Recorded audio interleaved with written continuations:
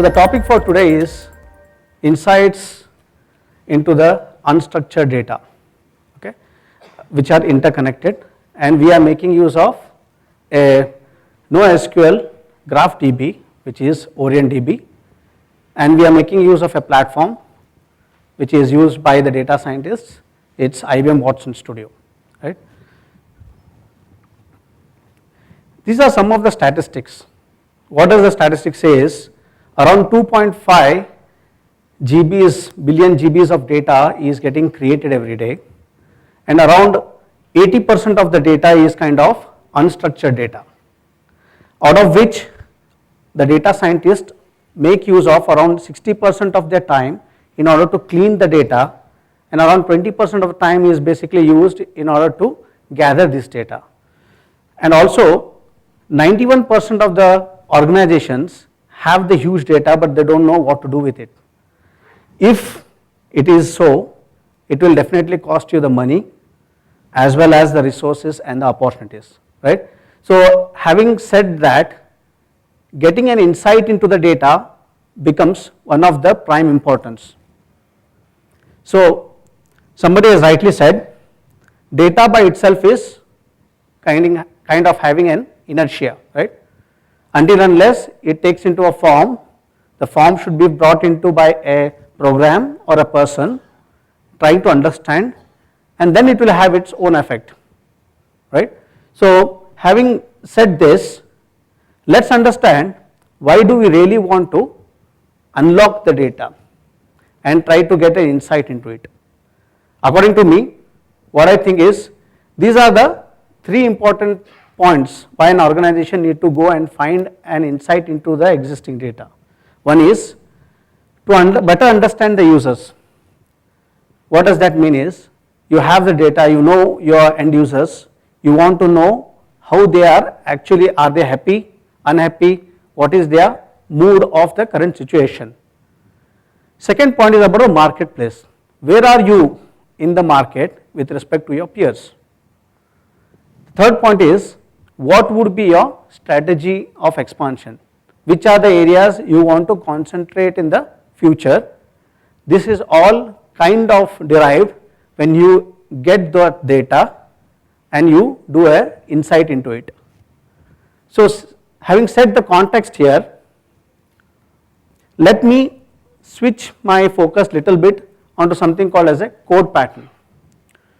What do we mean by code pattern is, in IBM, developer advocate like me, we develop these code snippets which are independently existing code which is free of cost, okay, to enable the developer community, and this particular solves a particular business use case. So it's available at developer.ibm.com. So one such code pattern which we want to explore today is about insight into the current data, right? We will take a movie data set and we will try to derive some insights. But having said that, all the code patterns require one or the other services on IBM Cloud, and in order to register to the IBM Cloud, this is the link. If I will pause for a couple of seconds, if somebody wants to note it down, you can register on the IBM Cloud. We have a booth outside. Want to know more about various services? Definitely, and we also give out the free credits, etc. Right? So you can go and inquire there. But this is the registration link where you can go and explore the different services on the IBM Cloud. Okay.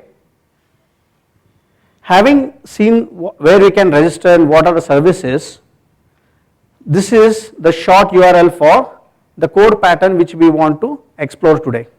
Okay. If somebody wants to make note of it, please do so, right? I will be just moving away from this slide in a couple of seconds. So I have created a short URL. It says OSI 2018 talk, okay? The flow for today is, we will create a Kubernetes cluster on IBM Cloud, and then we will deploy an OrientDB. How many of you have worked on the graph databases here? Anybody has, right? So couple of folks here who has worked on GraphDB. So OrientDB is nothing but a multi-model graph DB which is open source, right? And we'll create a cluster, we'll deploy the OrientDB in the cluster. This cluster would be residing on the IBM cloud. Then we'll have a Jupyter notebook. So that is again an open source web application which will help to collaborate and work with the data. This is kind of hosted on a platform called as IBM Watson Studio, right? Third is we'll run few queries. We have written a Jupyter notebook, a Python script. We make use of a module called as PyOrient, which is very much specific to connecting to the OrientDB. And then we'll write few queries. There is something called as OrientDB Studio, and we'll explore what does OrientDB Studio look like, what are the different features available, right? So these are the components which are included, which I have seen so far, right? So we have the OrientDB, the IBM Watson Studio, the Jupyter notebook, as well as the Kubernetes cluster, which is hosted on the IBM cloud. Coming to the OrientDB, right? I said that it is a multi-model open source NoSQL DBMS. It has the features of key value pair, your document, your reactivity. It's a graph DB and whatnot, right? It has it's written in Java and it's amazingly fast. It takes around 2,20,000 odd records to be inserted into the local hardware per second. Okay, that's the kind of what is being projected. And then as it has been written in Java, it is easy to install and use as well. And if you really want to call it as a DBMS, it provides all the ACID kind of transactions which are visualized in a normal SQL kind of a language, but we say that it still adheres to the NoSQL movement. So what is that famous thing about OrientDB is it has all the best features of these three things. What is the object databases, you have graph databases and the NoSQL engines. We will not get into each of these details, just that for the interest of the time, but we will stick to saying that we will make use of this database today, right? And let us see how we can tap that. There are few use cases wherein your multi-model databases are used. One is with respect to your recommendation engines. So there is a lot of sale going on nowadays, right? So you purchase one thing and you have been popped up saying that a person who has purchased X has gone and purchased Y and Z also, right? So that kind of recommendation comes in because you can build in a pattern out of the interconnected data which is already present, and the customer who has done it earlier, we kind of guide them to purchase something more. Second is about the banking and financial applications. So multi-model databases or graph DB usually help in order to traverse through the various records easily at real time. So you can really find out those patterns which are ideally causing those frauds before it happens in our banking applications. Coming to the biotech and pharmaceutical applications, we have seen a trend wherein your governments, pharmaceutical companies and a lot of universities, they have developed this affinity moving towards your graph DB. And last but not the least, all kind of retail applications would like to make use of such databases. So these are the few use cases. Coming to the second point about the Watson Studio. This is one platform in IBM wherein you can collaboratively work on the data. It helps you to analyze and visualize your data, cleans and ingest your data. It helps you to kind of play around with the data. It comes with these three kind of flavors.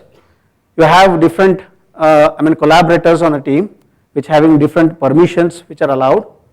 Second is you can connect to a data which is on-prem, you can connect to a data which is on cloud somewhere else, you can add the data files, right? You can have your data, ingest that, and you can create a model as well, data learning model.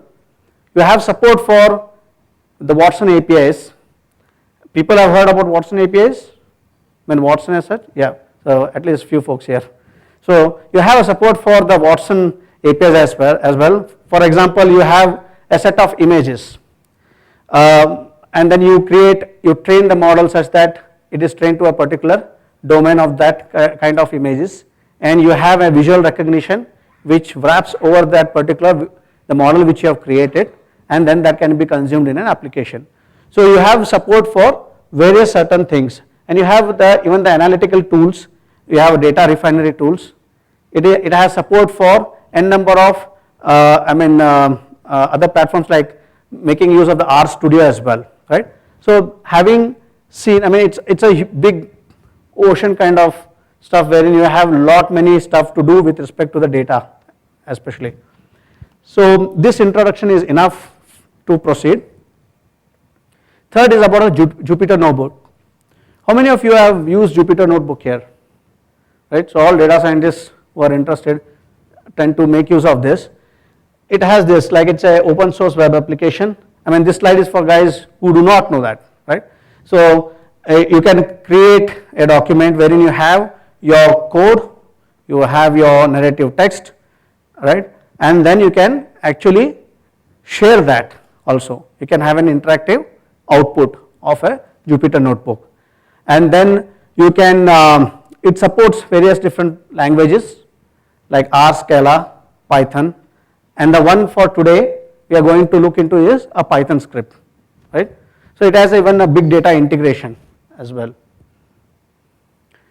Coming to Kubernetes, how many of you are familiar with Kubernetes, the orchestration of the containers? So we had a workshop yesterday on Kubernetes, how to deploy that, right? So if you deploy a Kubernetes cluster, okay, basically Kubernetes is nothing but it helps you to kind of manage your application, deploy, upscale, downscale your applications, as well as it kind of orchestrate your containers, right? The world is moving towards a container kind of application, right, nowadays. So once you create a cluster on the IBM cloud, it is no different than what you get the experience had you been created somewhere else, right? So it's the same kind of experience. Apart from that, you can have the liberty of going and accessing the Watson APIs, make use of that. You have this secure clusters. So we have additional security built in so that your cluster which is created, the data in that is kind of more secured, the isolation is maintained, as well as the security compliance is also maintained, right? So that's all been taken by the platform, the IBM cloud. And we have self-healing containers is a property of Kubernetes by itself, logging and monitoring, and as well as the intelligent scheduling. So these are the few features which come along with when you deploy a Kubernetes cluster on an IBM cloud. So what were those four components which we saw so far? One is the OrientDB, IBM Watson Studio. We'll go through the Jupyter Notebook, and then we have a Kubernetes cluster which holds our Orient database, right? So having got that introduction, let's jump into the various steps. So I'll just outline this, saying that you will have to deploy the OrientDB container on IBM Cloud Kubernetes. This is the first step, and then after you deploy, this is how an OrientDB Studio looks like. So I will go directly to the code pattern, right? Where did we start? We started our journey saying that we want to look into the code pattern, right? So is this visible? I think this is fine, right? So every code pattern, right, has a summary, a description, okay, and it has your flow diagram, and it is supported with links to the GitHub repository, right? So when I click on this link, get the code, I go to a GitHub repository. Suppose there are few things which you do not understand, there are videos, supporting videos which are part of every code pattern which you can make use of, right? So this is the GitHub repository.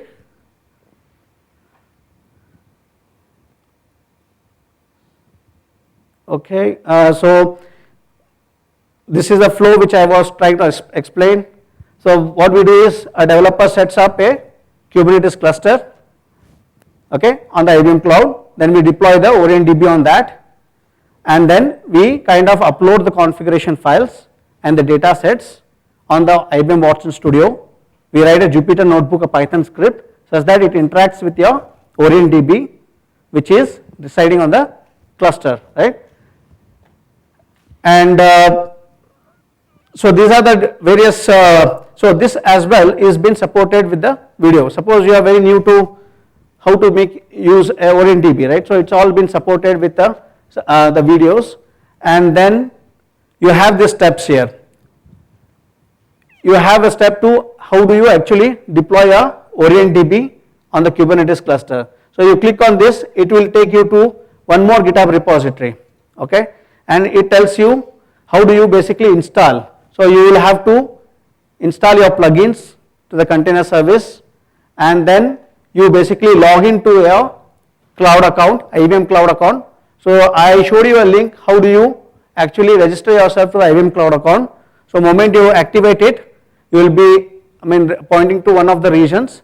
So you basically log into the cloud account, and then you basically create a Kubernetes cluster. So this is a command to create your cluster.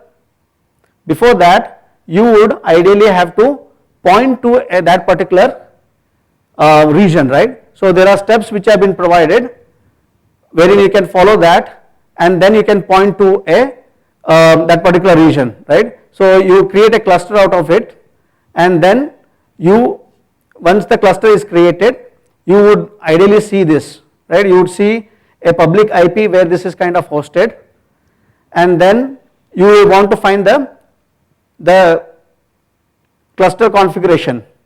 So you get the kubeconfig. So this is ideally you want to point to that particular cluster, the Kubernetes cluster, which is hosted on the IBM cloud in a particular region, right? The moment you export this, you will be kind of pointing to that particular cluster. You will have to, then the second step is we have the cluster now, we have to deploy the OrientDB on it, right? So you have a GitHub repository which is available with the ready-made scripts available, and you will have to create a password for your, that's called as a secret, okay, on Kubernetes. You create a secret for in the Kubernetes world, and then you create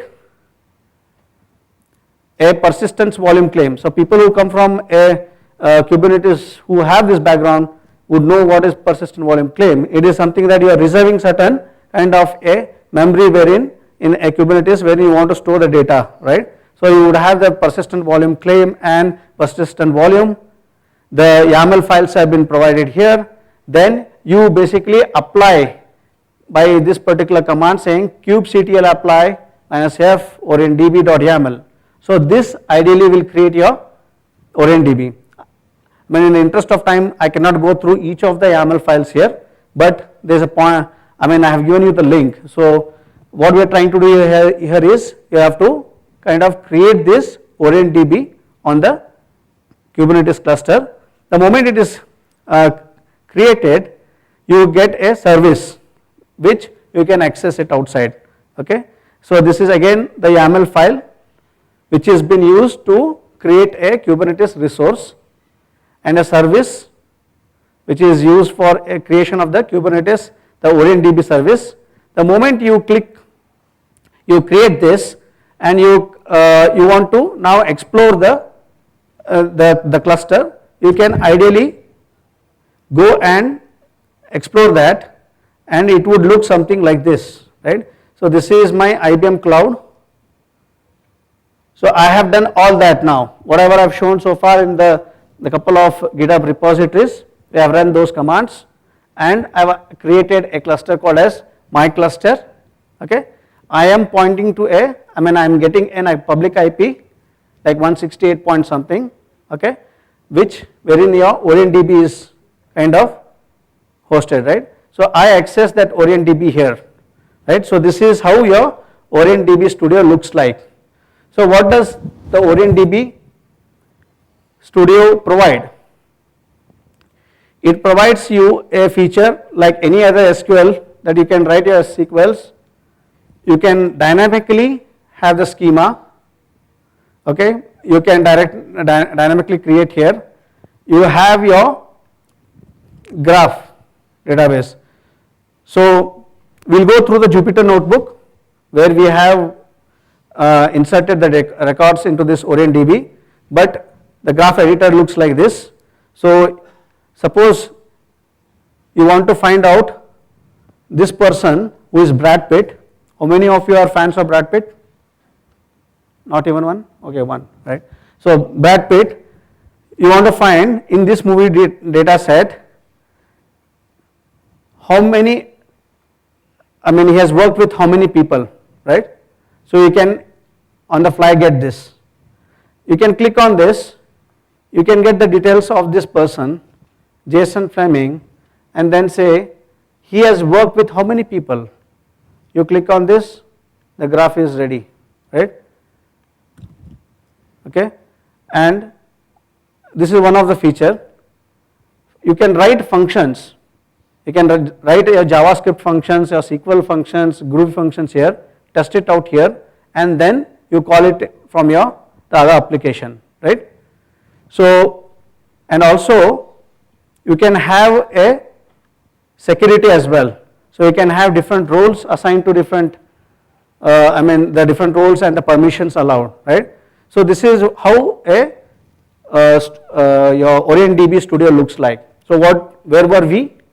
We created a Kubernetes cluster, we hosted the OrientDB, okay, and then we are trying to play around with one of the data set which we have uploaded.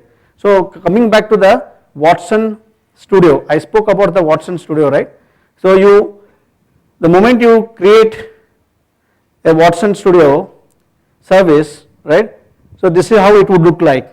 It has the support for, it has the services of Watson services enabled here.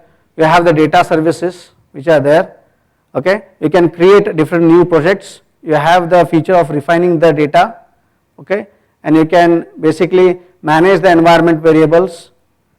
You have the various tools for RStudio, the data refinery tools which are available, okay.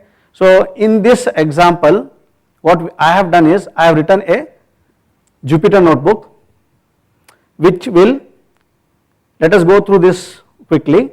So what I am doing is I am installing a PyOrient module which is a Python package. I import that, I add the credentials for my object storage.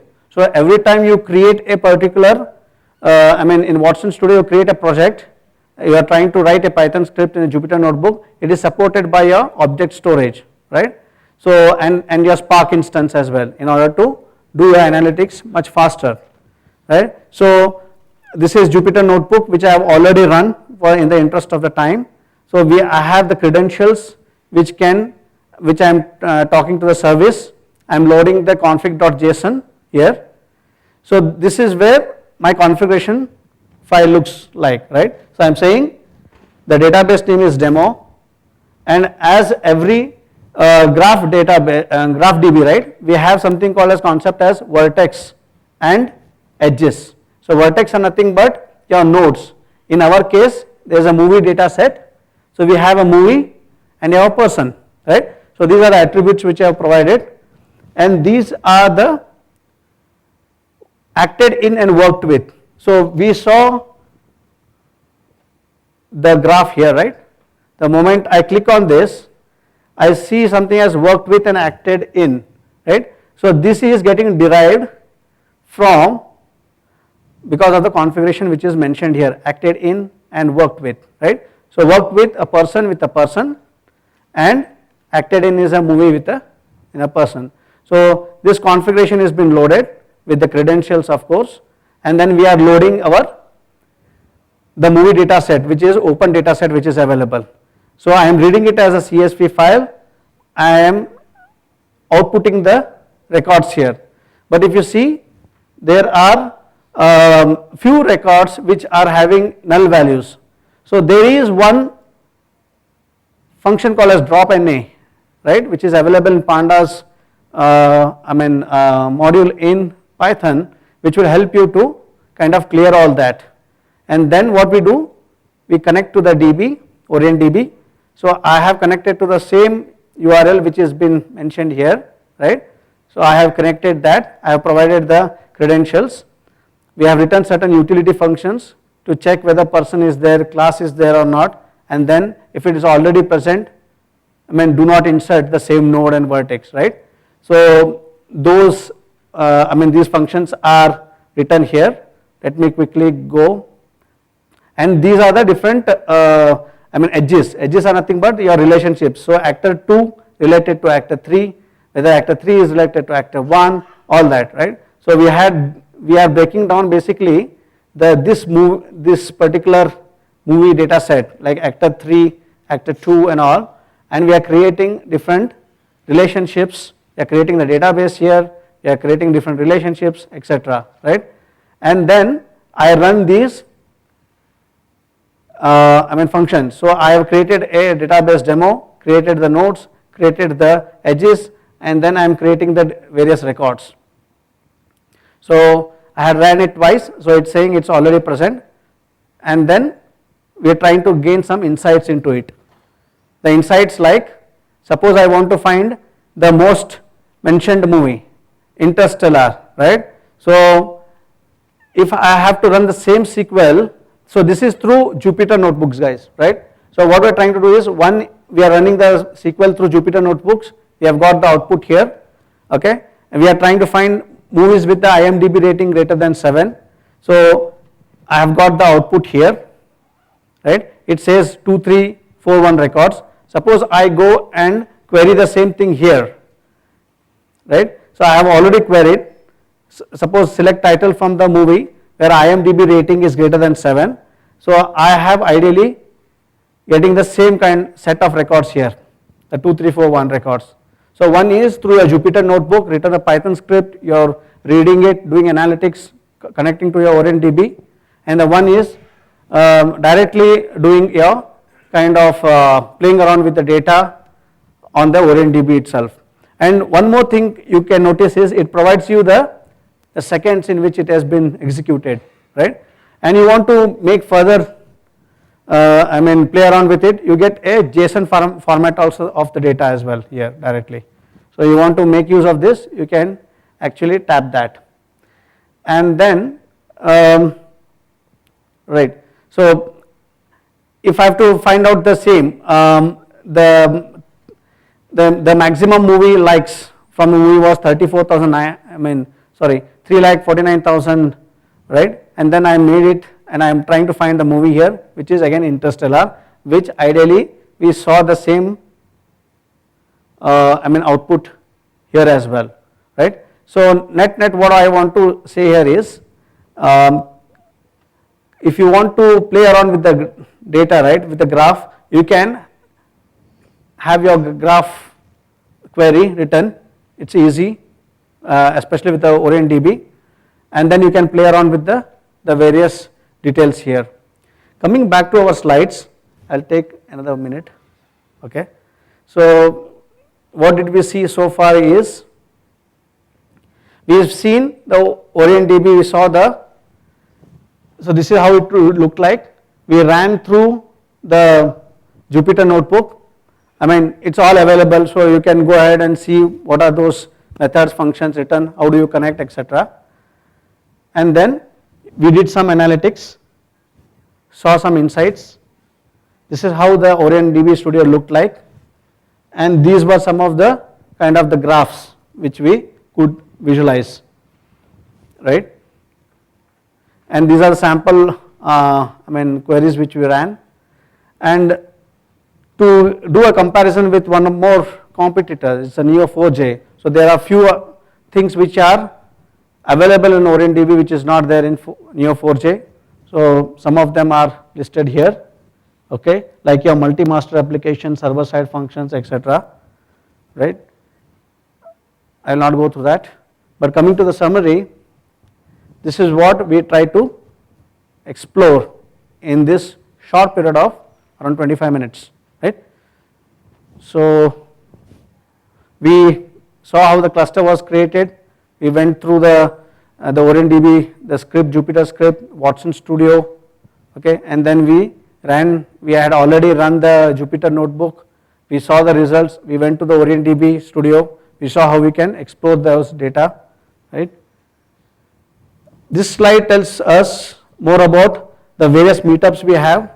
As a, I come from a developer ecosystem group, so various meetups, you can join our Slack channels if you're interested to know more. Some of the GitHub repositories, we keep on developing these code assets, and one URL which you should not forget when you move out of this room is developer.ibm.com/code, right? Or you can start your journey from developer.ibm.com, right? So that is one thing, and last but not the least, thank you, right? I mean, this is my email ID and Twitter handle. If anything you want to know more about how, where, what you can find, please drop in a mail. Happy to help you, right?